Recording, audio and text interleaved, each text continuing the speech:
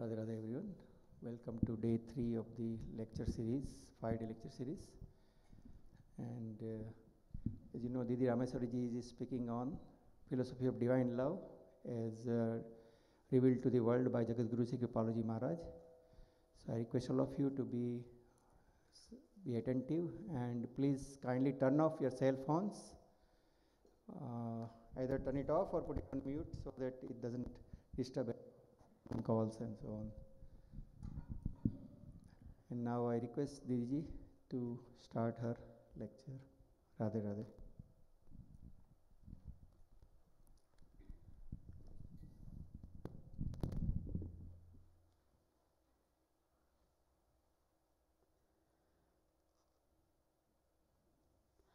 मन्नाथ श्री जगन्नाथो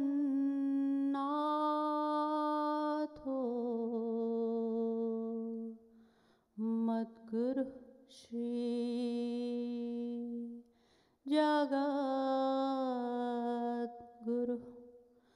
मदात्मा सर्वभूतात्मा तस्मै श्री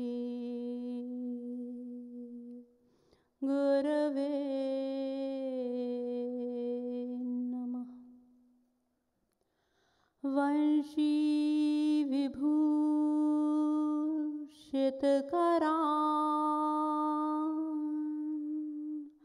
नवनीरदाभात्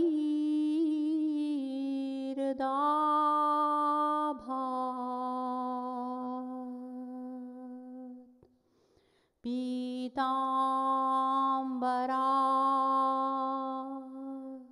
दरुणबिम्बफलाधरोष्ठात्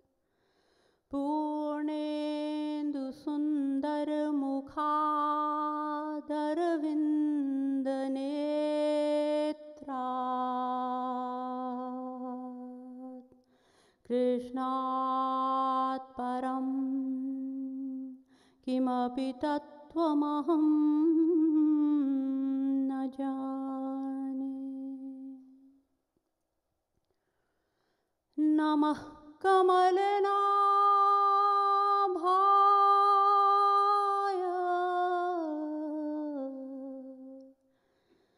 नमः कमलमालिने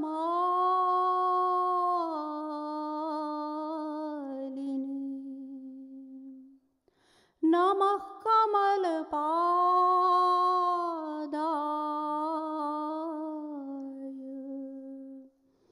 नमस्ते कमलेक्षण यो ब्रह्माणं विदधाति पूर्वं यो वै वेदांश्च प्रहिणोति तस्मै तद्वं देवमात्मबुद्धिप्रकाशं मुमुक्षुर्वै शरणमहं प्रपद्ये।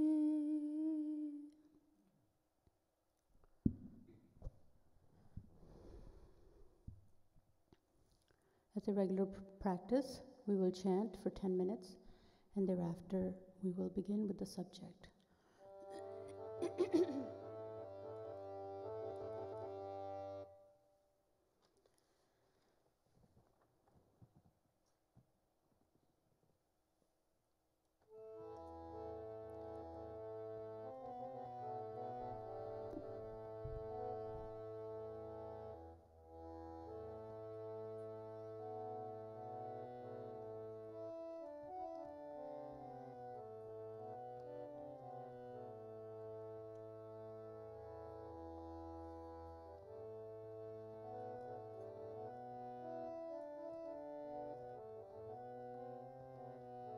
Oh, Radhe Govind, Govind Radhe, Radhe Govind, Govind Radhe, Radhe Govind, Govind Radhe, Radhe Govind, Govind Radhe, oh, Radhe Govind. Govind Govind Radhe Radhe Govind Govind Radhe Radhe Govind Govind Radhe Radhe Govind Govind Radhe Radhe Govind Govind Radhe Radhe Govind Govind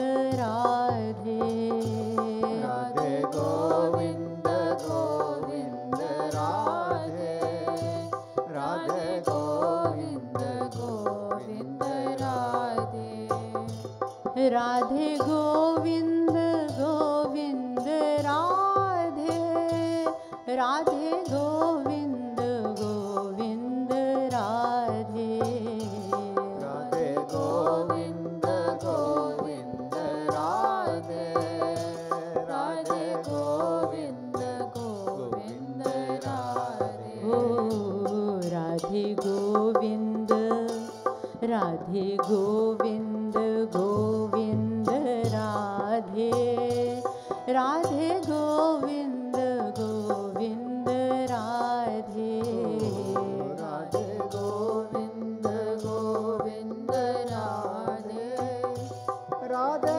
Govind Govind Radhe ऐसी कृपा करू कृपामयी राधे ऐसी कृपा करू कृपामयी राधे तो ही भूलू नहीं पल छिन आधे ऐसी कृपा करू कृपामयी राधे तो ही भूलू नहीं पल छिन आधे ऐसी कृपा करू कृपामयी राधे तो ही भूलू नहीं पल छिन आधे ऐसी कृपा करू कृपामयी राधे तो ही भूलू नहीं पल छिन आधे ओ राधे गोविंद राधे राधे गोविंद राधे गोविंद गोविंद राधे राधे गोविंद गोविंद राधे राधे गोविंद गोविंद राधे राधे गोविंद गोविंद राधे तू तो ब्रज रस अम्बुधि राधे तू तो ब्रज रस अम्बुधि राधे एक बूंद पिला दे मोही राधे तू तो ब्रज रस अम्बुधि राधे एक बूंद पिला दे मोही राधे तू तो ब्रज रस अम्बुधि राधे एक बूंद पिला दे मोही राधे तू तो ब्रज रस अम्बुधि राधे एक बूंद पिला दे मोही राधे एक बूंद पिला दे मोही राधे एक बूंद पिला दे मोही राधे ओ राधे गोविंद राधे राधे गोविंद राधे गोविंद गोविंद राधे राधे गोविंद गोविंद राधे राधे गोविंद गोविंद राधे राधे गोविंद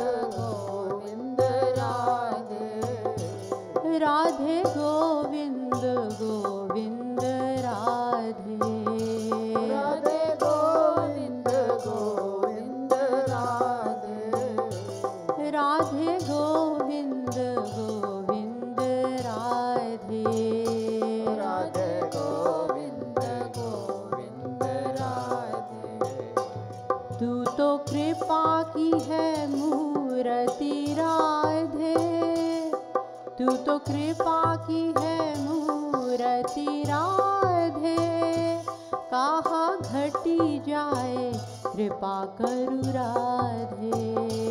तू तो कृपा की है मूर्ति राधे, कहा घटी जाए कृपा करूं राधे। तू तो कृपा की है मूर्ति राधे, कहा घटी जाए कृपा करु राधे। तू तो कृपा की है मूर्ति राधे, कहा घटी जाए कृपा करूं राधे। ओ राधे गोविंद राधे, राधे गोविंद राधे, राधे गोविंद गोविंद राधे, राधे गोविंद गोविंद राधे। राधे गोविंद गोविंद राधे, राधे गोविंद गोविंद राधे। राधे गोविंद गोविंद राधे, राधे गोविंद गोविंद राधे। ओ राधे गोविंद गोविंद राधे, राधे गोविंद गोविंद राधे। ओ राधे गोविंद गोविंद राधे, राधे गोविंद गोविंद राधे। राधे गोविंद गोविंद राधे, राधे गोविंद गोविंद राधे। बोलिए अलबेली सरकार की जय। जय, श्रीमद सतगुरु सरकार की जय।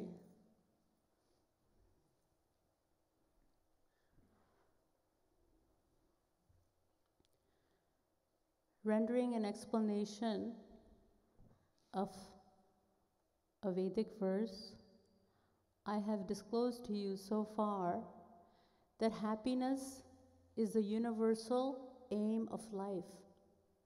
Since every living being is a fraction of God, who is the embodiment of perfect bliss. Thus, every individual has been and is incessantly striving to attain happiness since beginningless time, but has not been able to attain it, but has not been able to taste even a drop of it so far. The reason was reflected upon, and we discovered through the help of the Vedas that it is due to ignorance about the reality of God that the individual soul has not been able to attain its ultimate goal. The Vedas reveal to us that the knowledge of God is the only possible means of attaining supreme happiness. Thereafter, an attempt was made to know God, but the Vedas and other scriptures told us that God is beyond our comprehension. Why? Because He is spiritual, He is divine, and the media that we employ to comprehend Him, that is our senses, mind, and intellect, are material. Moreover, He is omniscient, all-knowing, whereas the individual soul is ignorant. He is the inspirer. Since He inspires our senses, mind, and intellect, He is the illuminator, and He illumines our senses, mind, and intellect. He is the upholder, and He upholds our senses, mind, and intellect. He is the knower. Moreover, He is omniscient, all-knowing, whereas the individual soul is ignorant. Furthermore, the scriptures describe Him in a series of paradoxes, that is, mutual contradictions, which make it impossible for even Brahma, Vishnu, and Shankar to know Him. Learning this, we become disheartened. But again, the scriptures inspired a hope in us by stating that although God is beyond our comprehension, yet he can be comprehended and attained by the individual upon whom he bestows his grace. Then we inquired whether God bestows grace haphazardly or charges a price for it. The scriptures told us that God's grace is attained once we surrender to him. And the meaning of surrender was explained to you. Surrender means the cessation of all activity. To surrender means to do nothing. Therefore, surrendering to God cannot be considered a condition or a price to pay for his grace. However, attaining the state of doing nothing, in other words, surrendering to God, surrender means to do nothing, attaining that state of doing nothing at this point in time requires a lot of doing on our part.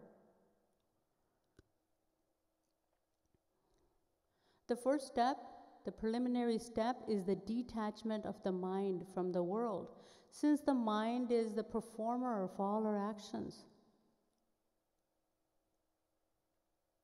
And in order to detach the mind from the world, in an attempt to attach it to God, we must understand the nature of this world. We need to comprehend its origin and nature. This brings us to today's topic. There are two views regarding the world. One view holds the world to be real, and the other view holds the world to be unreal. Philosophers like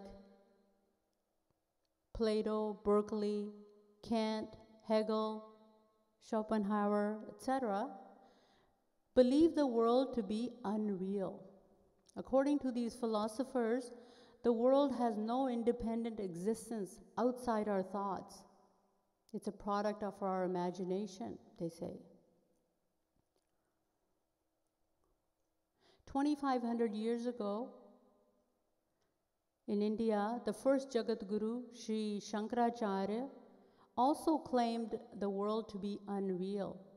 He compares the world to a snake in the dark, which, upon closer inspection, turns out to be only a piece of rope. In other words, he sees the world as a mere illusion, like the imaginary snake in the dark.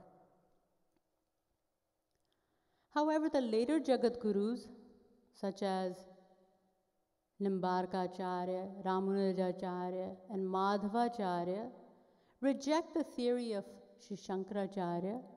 They do not view the world as a mere illusion, but as a very real entity. And 700 years after the last Jagat Guru, that is Madhavacharya, the title of the fifth original Jagat Guru has been conferred upon my spiritual master, and that is, and his name is Jagat Guru Sri Kripaluji Maharaj. He was given this honor on January 14th, 1957, at the age of 34, by Kashi Vidvat Parishad, a body of 500 most eminent, most distinguished, outstanding, highly intellectual scholars, scriptural scholars in India. These 500 scholars unanimously agreed.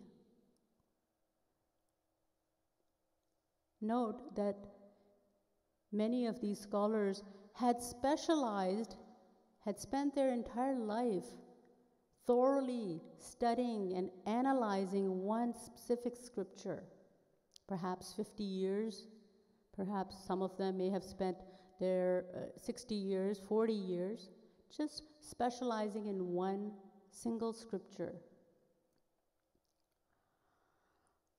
So these scholars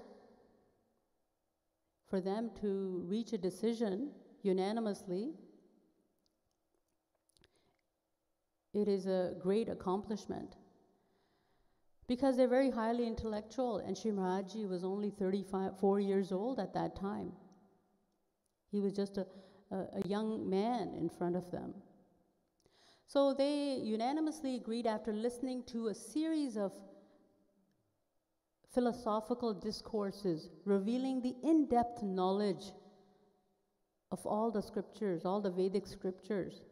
Shri Maharajji initially spoke in scholarly Sanskrit, the original language of the Vedas.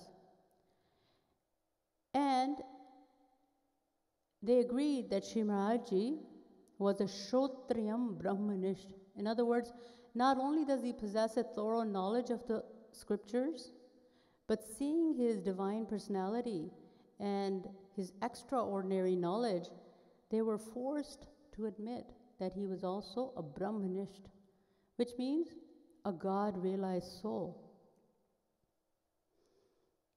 Consequently, they honored him with a very lengthy and impressive title, part of which reads, Shrimad Padvakya Praman Paravareen Ved Marga Pratishthapanacharya Nikhil Darshan Samanvayacharya Sanatan Vedic Dharma Pratisthapana Sat Sampradaya Paramacharya Bhakti Yog Rasavatar Bhagavadanant Shri Vibhushit Jagat Guru Shri Kripaluji Maharaj 1008.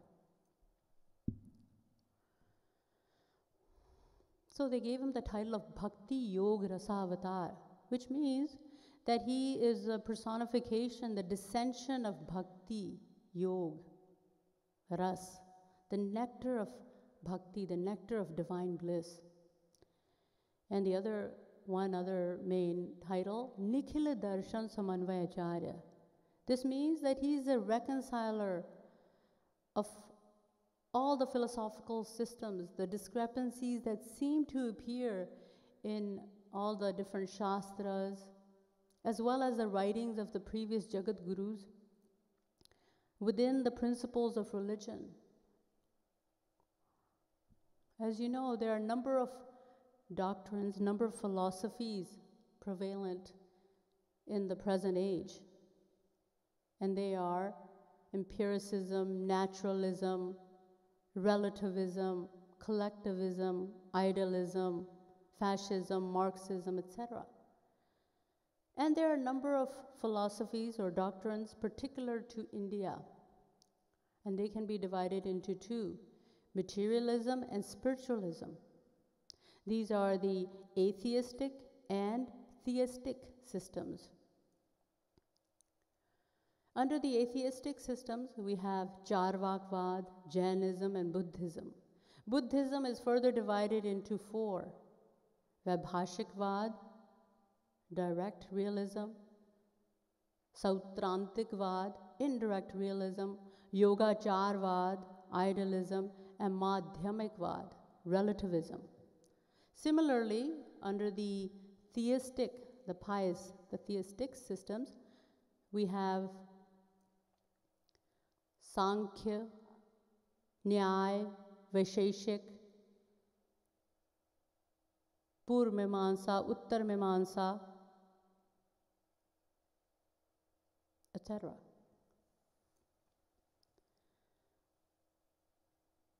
So, under the atheistic systems, the reason why these doctrines are claimed as being atheistic is because they do not follow the principles that are contained within the Upanishads. So there are so many philosophies, and Shri Maharajji was given the title of being Nikhila Darshan Samanvayacharya, the reconciler of all the philosophical systems. So how does he, getting back to the subject, how does he reconcile the views of his predecessors regarding the world, of the previous Jagat Gurus? How does he explain the world? He says, according to him, both Shankaracharya as well as the other three Jagat Gurus are all correct. According to him, the world is real as well as unreal. So Shankaracharya claimed the world to be unreal, whereas the other three Jagat Gurus declared it to be real.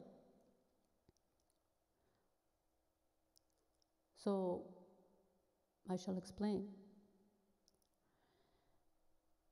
Sri Maharaj says that this world is not limited to the world we see around us.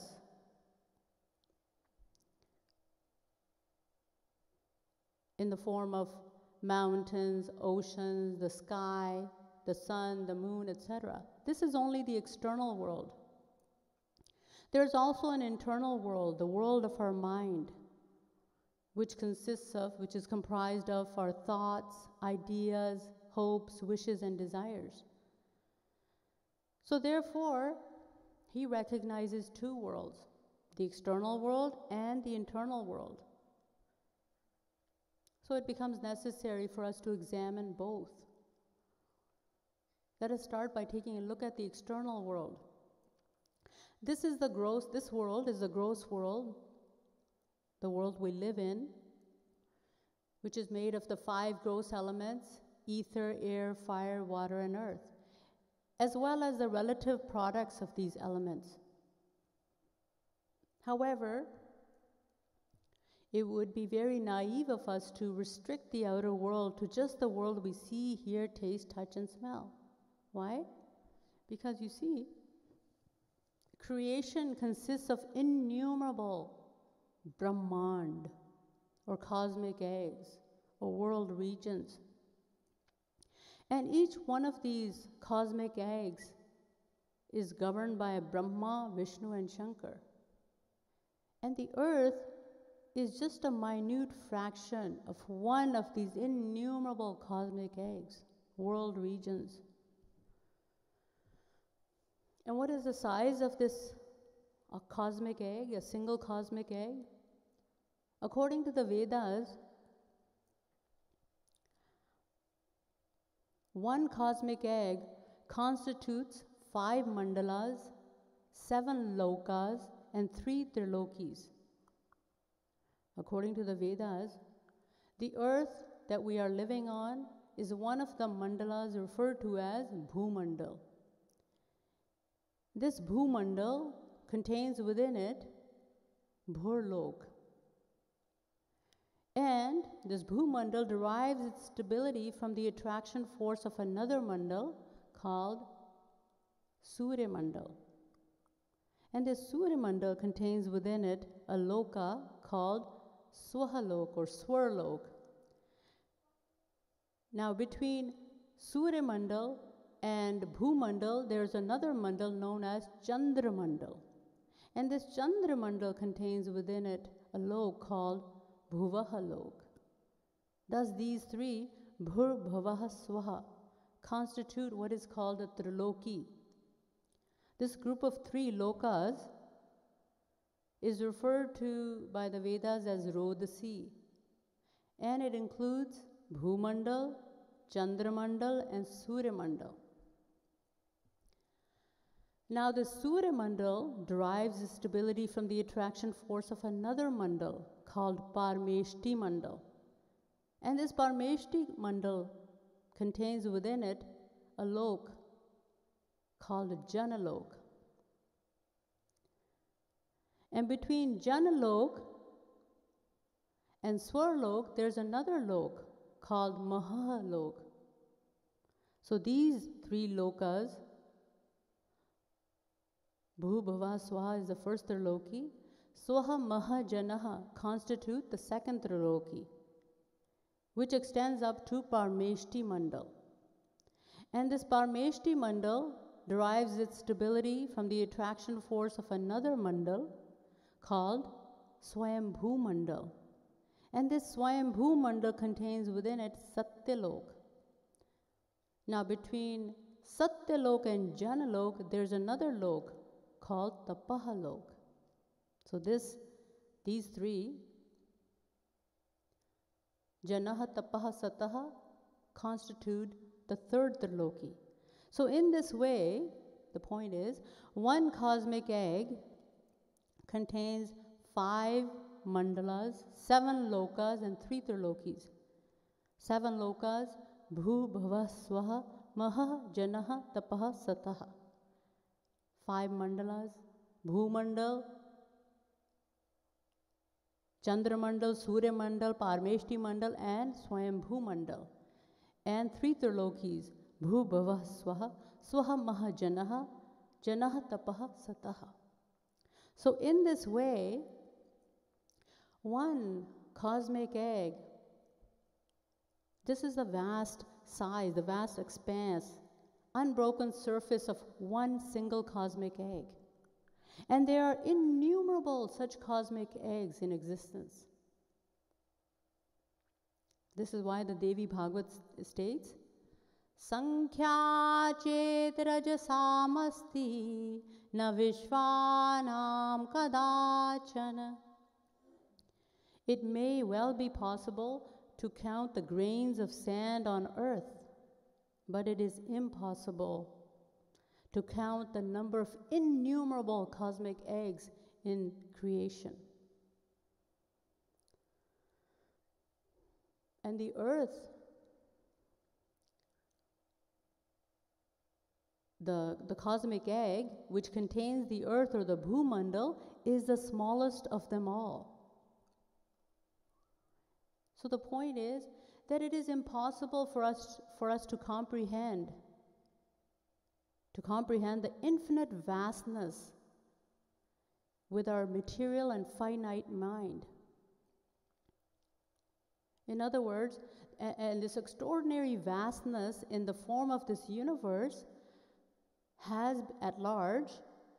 been manifested by God with the help of Maya.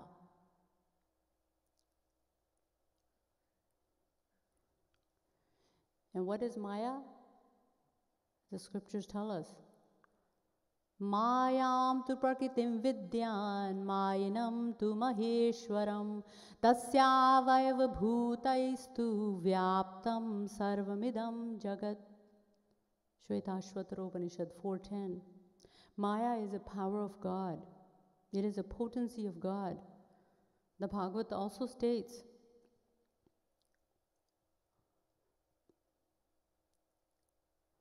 Esha Maya Bhagavataha Sargasthithyanta Karani 11.3.16. And the Shandilya Sutra also says Shaktitva Nanritam Vedyam. That Maya is a power of God. The Gita too states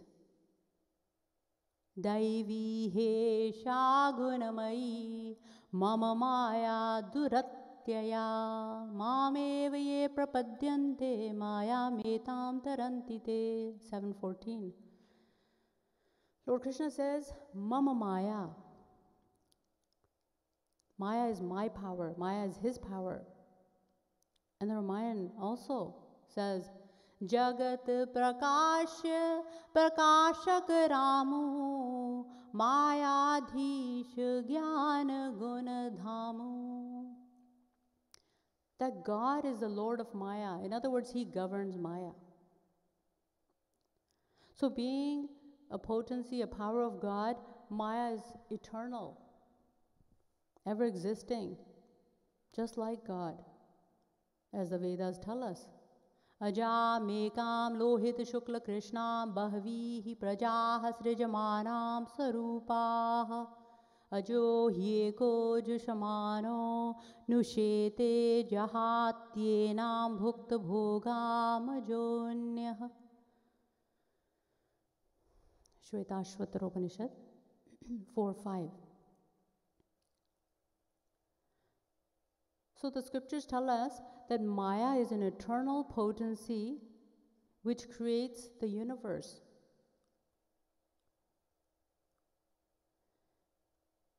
Here a question may come into our mind because the scriptures also inform us that Maya is an unconscious entity. It's an unconscious entity which is also devoid of intelligence. In other words, it's Jada Shakti. It's referred to as Jada Shakti. So it would not be wrong to compare Maya, say, to a piece of cloth.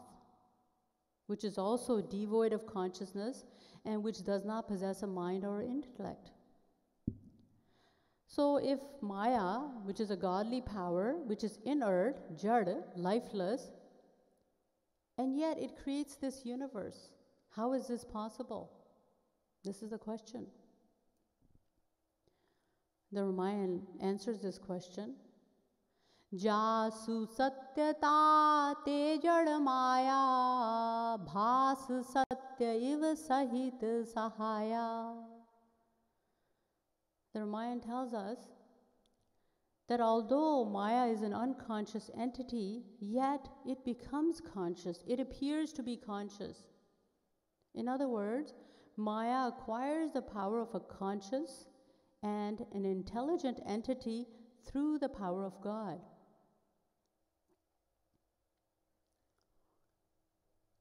For example, a pair of tongs is an inanimate, lifeless object. And yet these tongs can perform jobs that we are incapable of performing on our own. They can pick up hot burning coals or freezing cold ice cubes and hold them indefinitely. However, these tongs cannot do anything on their own. They are inanimate, lifeless. And yet they acquire the power to work through the power of the hands. If the hands were to withdraw their power from the tongs, these tongs would become lifeless, helpless, inanimate, once again, incapable of working. If we let them go, then they become inanimate, incapable of working. Similarly, although Maya is a power of God, it is a Jad Shakti, but it acquires the power to work through the power of God. If God were to withdraw his power, remove his power, then Maya would be rendered helpless once again. It would become unable to work. It would become incapable of working. So you understand that Maya is a power of God, and it creates the universe through God's inspiration, through God's power. And because God is real, and because he's ultimately responsible for this creation, it means that the external world is real. The Mahabharata states, confirms,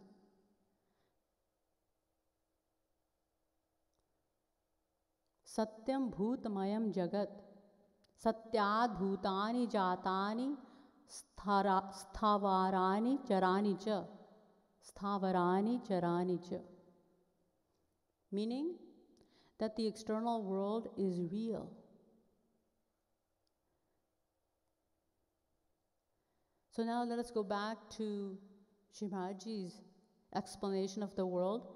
As I mentioned before, he recognizes two worlds, the external world and the internal world. He recognizes the external world to be real and the internal world to be unreal. So now, having taken a look at the external world and having proved it to be real, let us talk about the inner world and see why he declares it to be unreal. So first of all, we need to find out, let us see how the inner world is created. You see, the creator of the inner world is the mind. In other words, our thoughts, ideas, wishes, hopes, and desires, which constitute the internal world, are created by the mind. And the mind is under the control of Maya, as the Vedas tell us. Indriyebhya para hyartha arthebhyascha param manah manasastu para buddhir buddhiratma mahan parah mahta parma vyaktam avyaktat purushah parah purusha na param kinchit sa kashtha sa paragati. 3:10:11. And I had recited this verse a couple of days ago. And it means that very powerful, great are the senses, our senses, but even greater than the senses are the objects of these senses. Greater than the sense objects is the mind, greater than the mind is the intellect, greater than the intellect is the soul, and greater than the soul is Maya. So in this way, we see that the mind is ultimately governed by Maya. So now the next question that should arise in your mind, if you are listening attentively, is that Maya creates both the external world as well as the internal world. Then why is the external world real and the internal world unreal?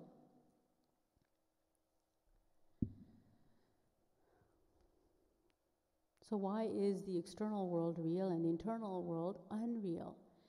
Well, the Ramayana tells us, the Ramayana explains that Maya has two aspects, Vidya Maya and Avidya Maya. Ek rachai jag gun bas jaake प्रभु प्रेरित नहीं निज बल ताके एक दुष्ट अतिशय दुख रूपा जा बस जीव पराभव कूपा. So the Ramayana tells us that Maya has two aspects. One aspect of Maya creates the universe, and the other aspect of Maya rules over the mind.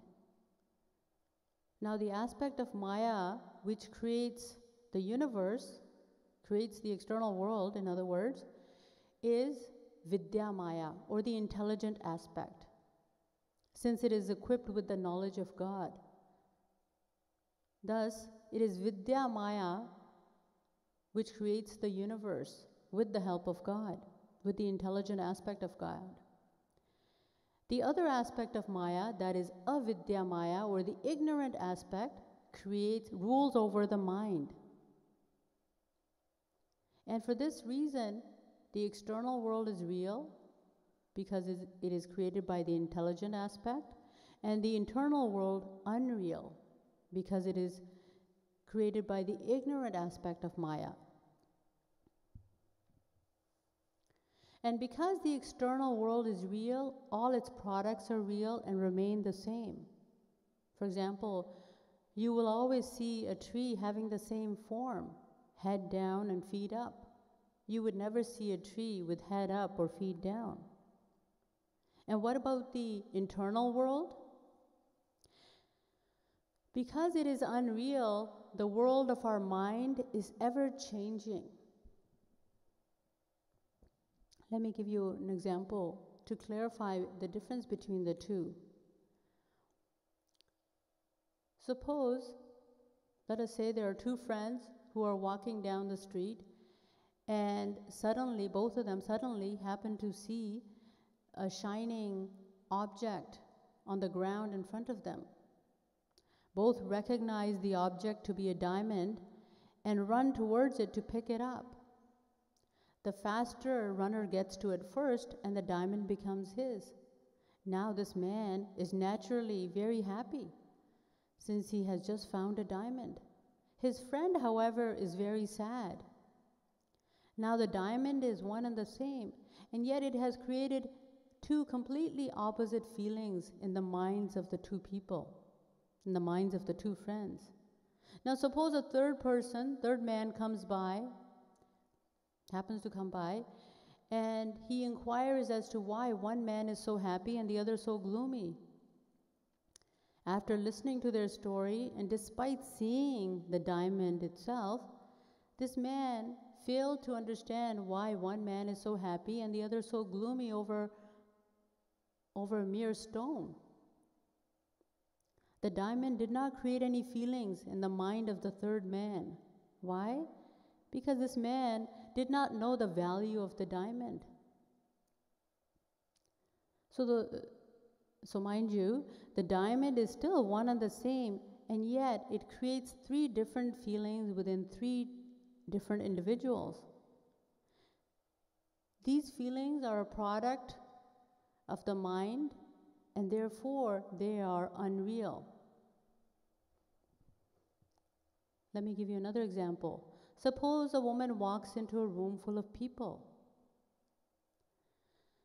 One person looks at her as his daughter, one looks at her as his sister, one as his wife, and still another as his mother. One looks at her lovingly, one person looks at her in anger, and another looks at her with hatred. The woman is one and the same, yet she's seen differently by different people. The woman, who is a product of the external world, is real, and yet the feelings towards her vary from person to person. Because these feelings are created by the inner world of the mind, they are unreal. So you see, the outer world is real, whereas the inner world is unreal. This fact was also accepted by Vidyananda, a disciple of Shankaracharya himself. And he stated this in the scripture Panchadashi. Now, in spite of the fact that the external world is real and the internal world unreal, the inner world of our mind is unreal, it is the internal world of the mind which poses a real problem for us. Why? Well, first of all, let me tell you that Leibniz, a German philosopher and mathematician, has also admitted, he says that our inner world is richer, ampler, larger, and more complex. How? Because, for example, we accomplish many things in the inner world of our mind which we would never be able to accomplish in the external world. For example, we would never be able to fly like a bird in the external world, but we easily accomplish this miraculous act in the inner world of our mind, through our thoughts, through our dreams. But how is the inner world dangerous for us? The scriptures say it is dangerous because due to it, we become attached to the external world. So if the internal world could somehow be destroyed, there would be no question of forming attachments to the outer world. If the inner world could be destroyed, then the outer world would no longer pose a threat for us. This is why the scriptures say, Bharat hi hoi na raj mad, vidhi hari har pad pai. The individual whose internal world is destroyed remains detached from the external world, remains detached from the world, even if he's offered the highest seats, the seats of Brahma, Vishnu, and Shankar. And some examples of these individuals, or saints, I should say, are Dhruv, Prahlad, Ambarish, Janak, and Dashrath, the father of Lord Ram. They were all saints, and yet they were all kings, and yet completely detached from the world, experiencing the presence of God in each and every particle of this creation.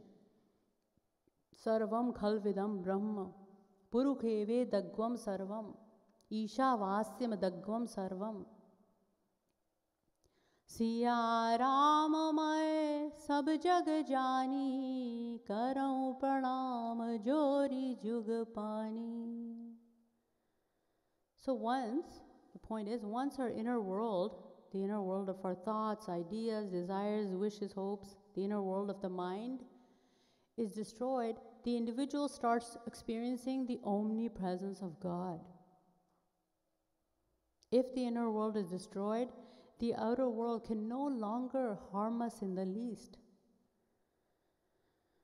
But what if the situation is reversed, if the scenario is reversed? What if the outer world is destroyed and the inner world is still in existence? Will our mind become detached, seeing that the external world is non-existent, is no longer before us? No. The danger of attachment will still be there as long as the inner world is in existence. Let me give you an example to show you what I mean. Suppose you have a son to whom you are very much attached, and suppose he goes off to live in another country one day. Now your son is no longer before you, he's no longer in your presence. You cannot see him, hear him, or talk to him. In fact, none of your 5 senses can experience him. But does this mean that you will stop thinking about your son? No, your mind is still attached to your son. You will still think and worry about him, even though he's no longer in your presence. This is what is meant by the inner world existing even in the absence of the outer world. Your son, who's a product of the external world, is non-existent. In other words, he's no longer before you, and yet your inner world of your thought, the inner world of your thoughts about your son is still in existence. You are still attached to your son, in spite of his absence. In fact, in cases of extreme attachment, they say that a person can even die by merely thinking about the other person. Furthermore, you may be surprised to know that even a person who's blind since birth sees dreams. This is very odd, this is very surprising, because our dreams are generally a confused mixture, a jumbled mixture of what we see in our daily life. For example, suppose it may be that you, during the day, you see a bird flying in the air, and all of a sudden you have a strong urge to fly like a bird in the sky. So at night you see yourself flying in the sky in your dreams. But a person who was born blind has never seen the external world. How does he see the world in his dreams then? This indicates that our internal world is so great that it continues to exist.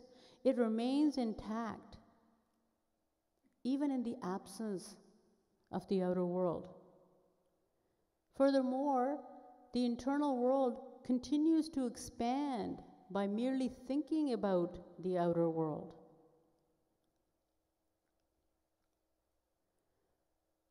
So you understand that as long as our inner world exists within us, there remains the danger of attachment to the outer world. However, the influence of the outer world is much greater when it is present before us than when we are secluded from it. The reason is that the inner world expands in the presence of the outer world. Let me give you an example. Suppose a child is crying for cookies. As long as he does not see the cookies in the cookie jar, he will cry in front of his mother, and as long as if the mother ignores him or refuses to give in, the child will cry and whine for a little while, and then he will forget about the cookies eventually. But if the child happens to see the cookies, then he will keep on crying until the mother gives in to him. So again, the reason is that the child's desire for the cookies grows immediately upon seeing them. Let us take another example. Let us say that there's a person you dislike immensely. You think about this person from time to time, but let us say, if it so happens that you see this person face to face one day, your dislike for him will grow even stronger. And you will think about him more often. The same is true for someone you love dearly. So the point is, the implication is that the internal world expands in the presence of the external world. Although it expands even in its absence, yet it expands even more in its presence than in its absence.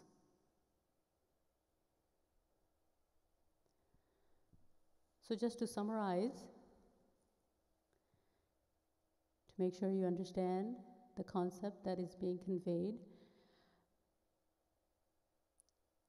to summarize some of the important points, there are two worlds in existence. There is the external world, which we live in, which is made of the 5 elements: ether, air, fire, water, and earth, as well as the relative products of these elements. And the other is the internal world, the world of our mind, which consists of our ideas, thoughts, wishes, hopes, and desires. Both worlds are created by Maya, a potency of God, and yet the external world is real, whereas the internal world unreal. The reason is that Maya has 2 aspects, Vidya Maya and Avidya Maya. The aspect of Maya that creates the external world is Vidya Maya, the intelligent aspect, and the other which creates the internal world is Avidya Maya, the ignorant aspect. And therefore, the external world is real, whereas the internal world unreal. Now, because the external world is real, it does not change in form like the internal world does. All its products remain the same. And yet, however, it is the internal world of the mind that is at the root of all our problems. Why? Because, as I explained, that the internal world expands not only in the presence of the outer world, but also in its absence.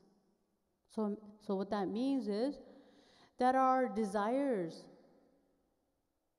which constitute the internal world, are ever increasing, as a result of which we are getting more and more entangled in the external world and getting further and further away from God. So now the question is, why is the mind, why is the inner world of our mind so attached to the external world? The answer is very simple.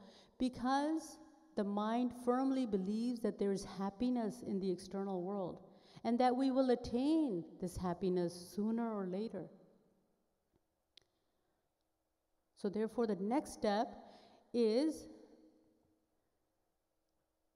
to make the mind understand that we must explain to it the reality of the world, and that is that there is no real happiness in this material world, and that real happiness lies only in the Supreme Being.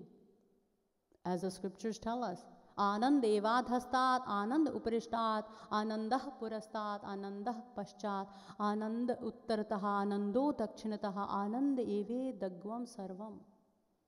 Chandogya Upanishad says that there's bliss and bliss alone about him, above him, below him, to his east, to his west, to his north, to his south, inside him, outside him, and all around him. And even logically thinking, if there were happiness in the world, then everyone would have experienced it alike and at all times. But that is not so. The fact is that a person or an object that makes us happy one moment makes us miserable the next. We eat one rasgulla, we are so happy, really satisfies our taste buds. We eat a second rasgulla, it doesn't give us as much pleasure as the first one, but it still gives us pleasure. We eat a third rasgulla, and the pleasure that we attain is being decreased. And after the 6th rasgulla, you will say, oh, I'm going to throw up. I can't eat any more rasgullas. I hate rasgullas. Don't feed me anything but rasgulla. And same is true for an individual. However, we could also use the same logic to prove that there's no unhappiness in the world also. We could use the same logic to say that there's no happiness and there's no unhappiness either.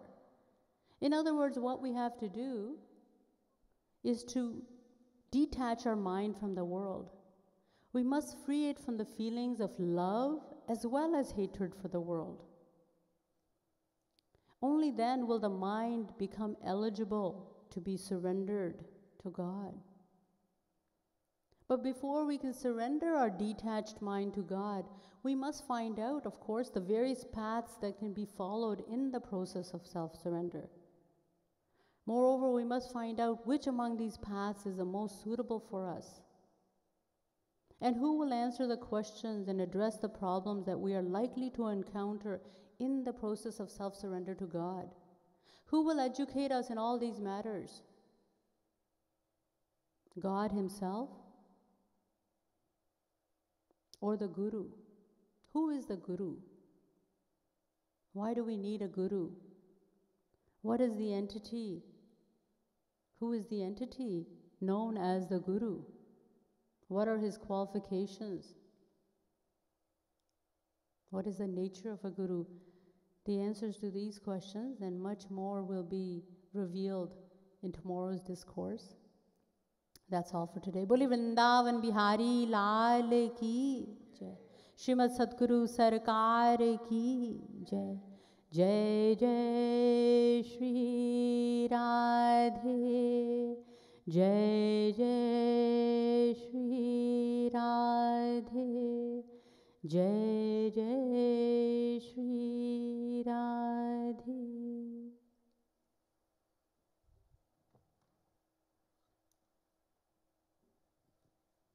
We have a few minutes. We can chant for a few minutes.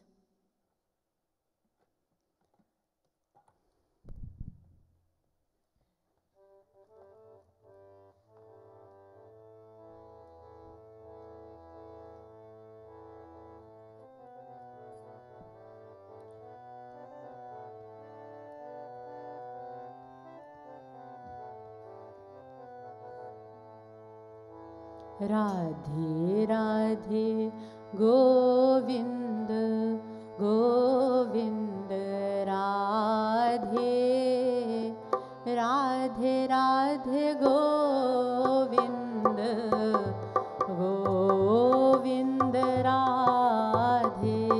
Radhe Radhe Govind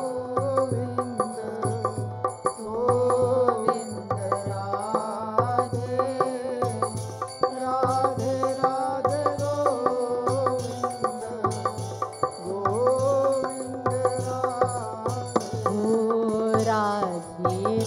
Radhe Govind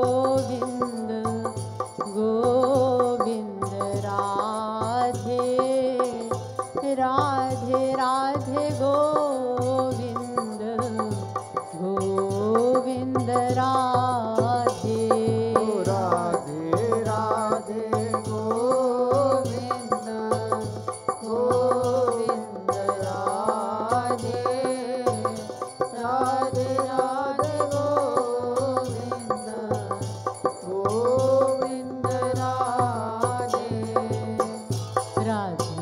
Radhe Govind Govind Radhe Radhe Radhe Govind Govind Radhe Radhe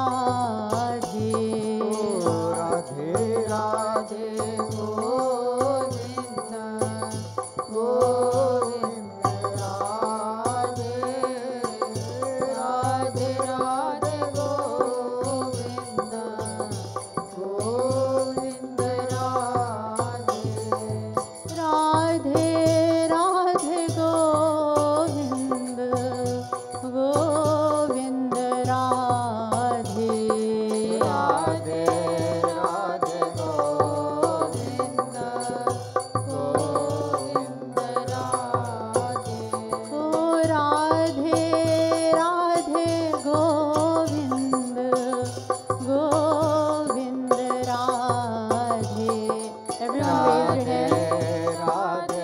raise your hands. Govind Radhe ओ राधे राधे गोविंद गोविंद राधे राधे राधे गोविंद गोविंद राधे राधे राधे गोविंद गोविंद राधे राधे राधे गोविंद राधे ओ हरि गुरु भजो नित हरि गुरु भजो नित गोविंद राधे भाव निष्काम अनन्य बना दे हरि गुरु भजो नित गोविंद राधे भाव निष्काम अनन्य बना दे भाव निष्काम अनन्य बना दे भाव निष्काम अनन्य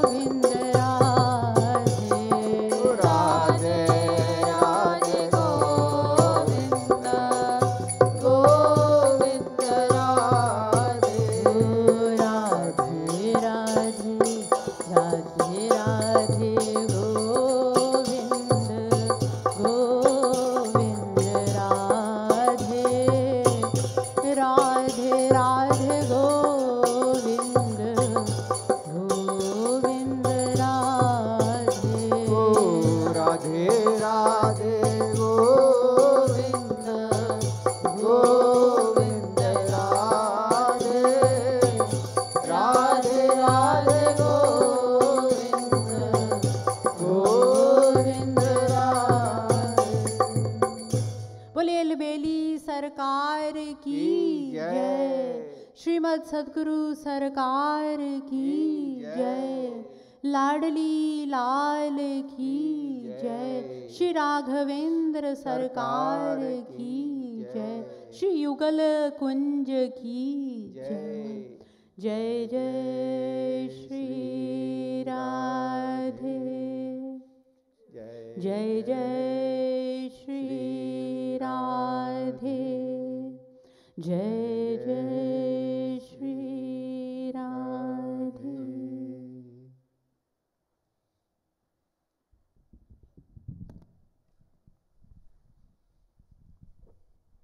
Thank you very much, Didi ji. And we have 2 more days of and I request all of you 2 days and listen to the conclusion of how we can attain the divine bliss of God. Thank you very much. Tomorrow. Please take Aarti, Achman and Prasad from Didi ji, and there will be some dinner Prasad available in the dining hall. Radhe Radhe.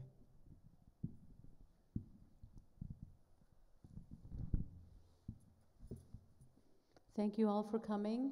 And if you have any questions at the end of the series on Friday, I will be more than glad to spend some time with you out in the sitting area. Jai Shri Radhe.